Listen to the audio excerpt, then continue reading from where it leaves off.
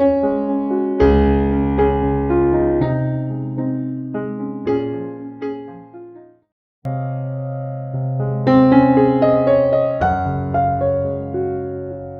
सबको मेरा प्रेम भरा नमस्कार। आज हम बात करेंगे कि जिस वक़्त रोगी को पता चलता है, विशेषकर कैंसर रोगी को जब पता चलता है कि अब उसका इलाज जड़ से ठीक करना संभव नहीं है, तो उस वक़्त उसके ऊपर क्या बीतती है, उसके परिवार के ऊपर क्या बीतती है, और इससे भी ज़्यादा उनके आगे क्या-क्या चैलेंजेस, क्या-क्या चुनौतियाँ होती हैं। तो सबसे पहले हम रोगी की बात करते हैं। तो रोगी के ऊपर जो चुनौतियाँ होती हैं वो तरह तरह की होती हैं। मैं कब ठीक होऊंगा, मैं कब घर जाऊंगा, मेरा क्या होगा, मैं कितने दिन जीने वाला हूँ, मेरे पास कितनी उम्र है। ये सबसे बड़ी चुनौती उसके पास ये होती है, जो कि वो शेयर कर लेता है। लेकिन कई चुनौतियाँ होती वो डॉक्टरों के साथ शेयर नहीं करता।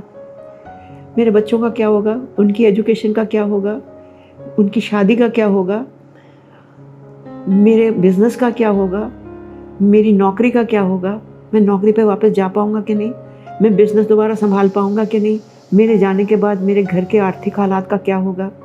इसके बाद जो डिपेंडिंग ऑन कि ये रोगी कौन है, उसके ऊपर जो है वो अत्याधिक चुनौतियाँ भी होती हैं। मैंने तो ज़िंदगी भर कुछ काम नहीं किया, कोई अच्छा काम नहीं किया। मैं तो सिर्फ अपने ऊपर ही कंसंट्रेट करता रहा, अपने ऊपर ही जो है वो सेल्फ सेंटर्ड रहा, किसी का ख्याल नहीं करा, किसी का कुछ नहीं करा। मुझे मेरे कर्मों की सज़ा मिली है। उसकी आत्मा के ऊपर भी बोझ पड़ना शुरू हो जाता है। मैंने फलां अपने रिश्तेदार से लड़ाई करी थी, उसका कसूर कम था, मेरा कसूर ज़्यादा था, मुझे उसको बुला के उससे माफ़ी मांग लेनी चाहिए। फलां आदमी ने मेरी आत्मा को बहुत दुखी करा था, उसको बुलाया जाए कि अब मेरा वक़्त आ गया है, आओ गले मिल लेते हैं, एक दूसरे से माफ़ी मांग लेते हैं। ये तो रोगी के साथ हुआ। अब परिवार बेचारा जो है वो तो इतना परेशान हो जाता है, इतना परेशान हो जाता है कि पहाड़ ही टूट पड़ा। अब कैसे होगा, कहाँ पे इलाज कराए। इन्होंने तो मुझे बता दिया कि अब इसका जड़ से ठीक होना संभव नहीं है। तो क्या अब मैं घर में इलाज कर सकती हूँ कि नहीं कर सकती हूँ, करूँगी तो कैसे करूँगी, मेरे पास रिसोर्सेज हैं कि नहीं है, घर के अंदर इंफ्रास्ट्रक्चर बनाया जा सकता है कि नहीं बनाया जा सकता, बच्चों को कौन देखेगा, अगर बच्चे बाप को देखते रह जाएंगे तो उनकी पढ़ाई का क्या होगा।